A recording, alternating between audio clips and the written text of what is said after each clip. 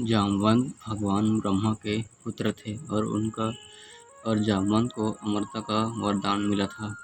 उनका जन्म सतयुग काल में हुआ था और द्वापर युग में के अंत तक वे जीवित रहे थे। जामवंत जन्म से ही बहुत बुद्धिमान और शक्तिशाली थे। अपनी बुद्धि के बल पर ही उन्होंने अनेक महारथियों को परास्त कर दिया था। जामवंत ने त्रेता युग में भगवान राम की बहुत सहायता की थी।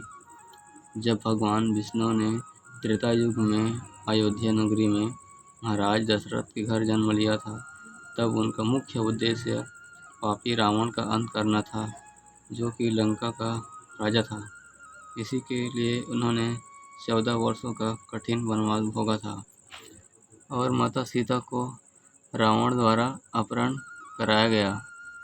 जब भगवान राम माता सीता की खोज में वानर राज सुग्रीव से मिले, तो जामवंत की सुग्रीव से मंत्री के रूप में भगवान राम से भेंट हुई। तब से उन्होंने भगवान की हर विपत्ति में अपनी बुद्धिमत्ता से सहायता की। जब वानर सैनिक का एक दल दक्षिण दिशा में माता सीता की खोज में निकला, तब उसमें हनुमान, जामवंत, अंगद व नीर थे। जब समुद्र किनारे पहुँचे, तब वहाँ से आगे जाना असंभव था। इस समय केवल हनुमान व जामवंत ही थे जो समुद्र पार करके उस ओर जा सकते थे, लेकिन जामवंत बूढ़े हो गए थे, इसलिए उस पार नहीं जा सकते थे। इसलिए जामवंत ने हनुमान को लंका जाने की सलाह दी, लेकिन हनुमान अपनी सारी शक्तियाँ भूल गए थे। लेकिन जैसे ही जामवंत ने हनुमान को उनकी शक्तियाँ याद दिलाई, उसके बाद हनुमान जी को उनका शक्ति याद आ गई और उसके बाद हनुमान जी समुद्र पार करके लंका में माता सीता की खोज की थी। द्वापर युग में जामवंत को भगवान श्री कृष्ण व राम का दर्शन हुआ था।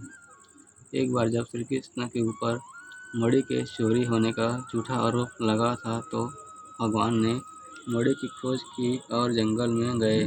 वहाँ मणि जामवंत के पास थी, जो एक गुफा में रहते थे।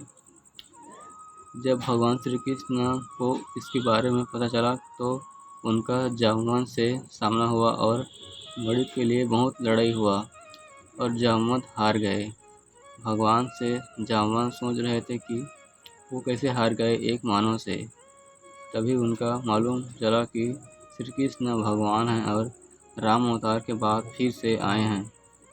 तब जामवंत ने भगवान राम अवतार दर्शन के लिए बोला और फिर भगवान ने राम अवतार का दर्शन कराया जामवंत को। उसके बाद जामवंत ने भगवान को मणि लौटा दिया और अपनी बेटी के लिए भगवान को मांगा, और भगवान ने जामवंत के प्रस्ताव को स्वीकार किया और जामवंती से विवाह किया। उसके बाद जामवंत को मोक्ष की प्राप्ति हुई।